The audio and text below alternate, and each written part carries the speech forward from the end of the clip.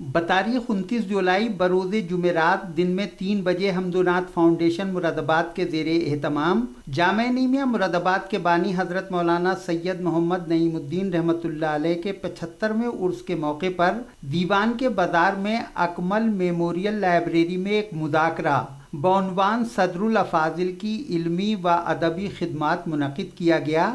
جس کی صدارت بین الاقوامی شہرت یافتہ شاعر و ناظم مشاعرہ گوہرزادہ منصور عثمانی نے فرمائی اور نظامت کے فرائض فاؤنڈیشن کے سیکریٹری ڈاکٹر محمد آصف حسین نے بخوبی انجام دیے۔ مذاکرے کا آغاز تلاوت کلام الہی کے بعد صدر الافاضل کی لکھی ہوئی حمد و نعت سے ہوا۔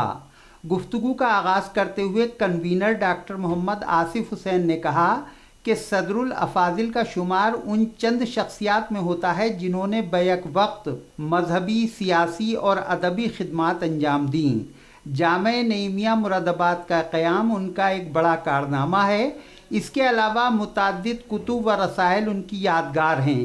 علمی و ادبی ماحول انہیں ورثے میں ملا تھا۔ ان کے والد، ان کے دادا جان، ان کے پردادا وغیرہ اپنے دور کے بڑے اور مشہور ادیب و شاعر تھے۔ ڈاکٹر مجاہد فراز نے صدر الافاضل کی شاعری پر گفتگو کرتے ہوئے کہا کہ ان کی شاعری فنی محاسن و کمالات کا مجموعہ ہے۔ انہوں نے مروجہ حیت کے علاوہ ایک نئی حیت میں بھی تجربہ کیا جو ان سے پہلے کسی دوسرے شاعر کے وہاں نظر نہیں آتا۔ اس موقع پر حمد و نعت فاؤنڈیشن مرادآباد کے نائب صدر اور مشہور شاعر ڈاکٹر مجاہد فراز نے کہا، میں سب سے پہلے ڈاکٹر محمد آصف حسین صاحب کو مبارکباد پیش کروں گا کہ صدر الافاضل کے عرس کے موقع پر انہوں نے اس اہم مذاکرے کا انعقاد کیا جو وقت کی اہم ضرورت ہے۔ یہ ہم تمام اہالیان مرادآباد کی خوش قسمتی ہے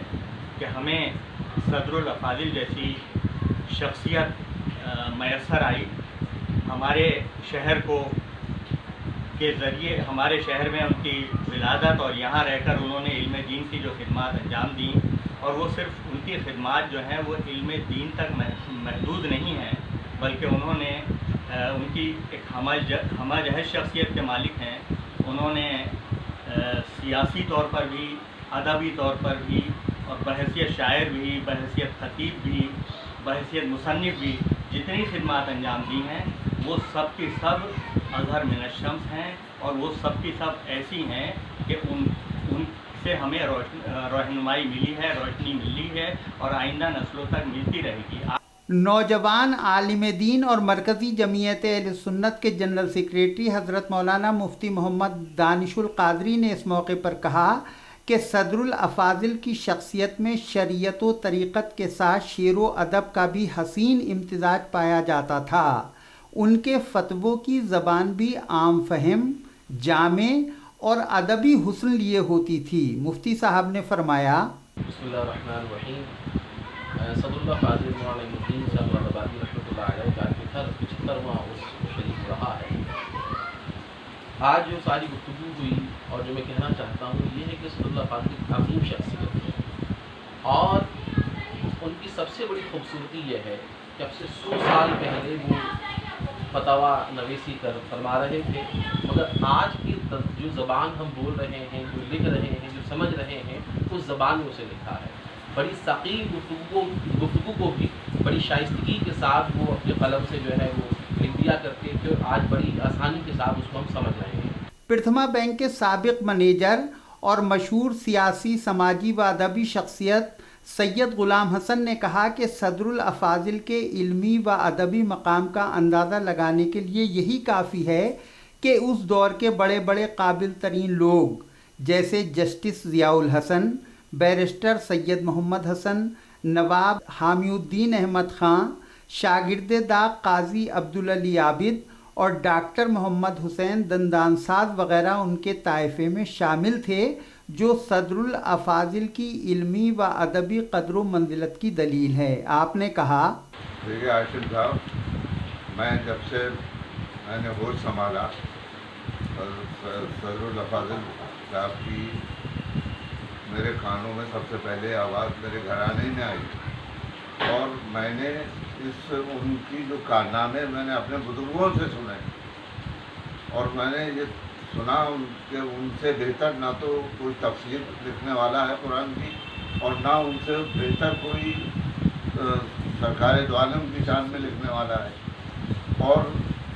اس دور میں جو میرے دادا حیات تھے ڈاکٹر ضیاء الرحمن صاحب، ان کے پاس بھی ان کے جو جانشین تھے، جو جامعہ نعیمیہ کے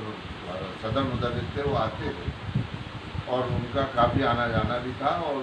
میرے دادا بھی ان کے بہت معتقد تھے۔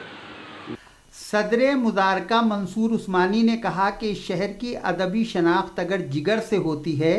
تو صدر الافاضل کی شخصیت بھی اس شہر کی شناخت ہے۔ جگر مراد آبادی صدر الافاضل کے معاصر ہی نہیں تھے، بلکہ وہ ان کے والد معین الدین نزہت کے شاگرد بھی تھے۔ افسوس کا مقام یہ ہے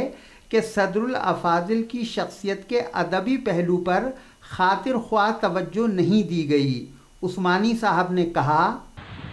دیکھیے سید محمد حاشم صاحب صدر الافاضل کی ذات گرامی مراد آباد کا اور مراد آباد والوں کا بہت بڑا سرمایہ۔ اتفاق یہ ہے کہ ان کا تعلق علم دین سے بالکل مکمل طور پر تھا،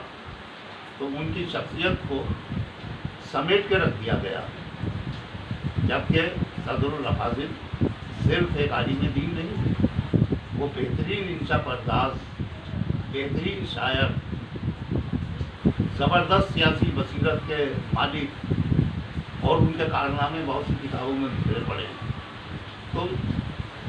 عرس کے موقع پر جو صاحبان دین و مذہب ہیں وہ تو انہیں یاد کر ہی رہے ہیں،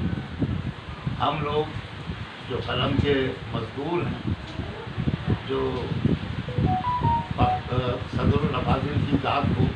اپنے لیے ایک رہنما اور روشنی کا مینار سمجھتے ہیں، ہم نے ان کی شخصیت کی ہمادیدی پر گفتگو کی۔ اس مذاکرے کے بارے میں جب کنوینر مذاکرہ اور حمد و نعت فاؤنڈیشن کے سیکریٹری ڈاکٹر محمد آصف حسین سے بات کی گئی تو انہوں نے کہا، بہت اچھا سوال آپ نے کیا۔ دیکھیے کہ صدر الافاضل کا یہ 75واں عرس ہے، ہر سال عرس منعقد ہوتا ہے۔ میرے ذہن میں یہ رہا کہ 75ویں عرس کی مناسبت سے مروجہ اس سے ہٹ کر بھی کچھ ہونا چاہیے، یا تو اس سوچ کو عملی جامہ پہنانے کے لیے میں نے پروگرام منعقد کیا۔ اور جب سوال رہا محدود پیمانے پر کرنے کا، اس کی وجہ یہ ہے کہ میرے پاس وسائل محدود ہیں، اور کچھ کورونا 19 کی گائیڈ لائنس کا مسئلہ تھا۔ اچھا، اس لیے صرف ایک علامتی طور پر ایک پروگرام کیا ہے، جی اور اس کا مقصد ایک تحریک دینا ہے جی کہ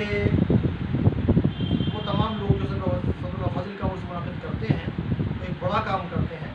اور انشاءاللہ آئندہ بھی کرتے رہیں گے۔ لیکن دوسرے لوگ جو مختلف فیلڈ سے جڑے ہوئے ہیں، مختلف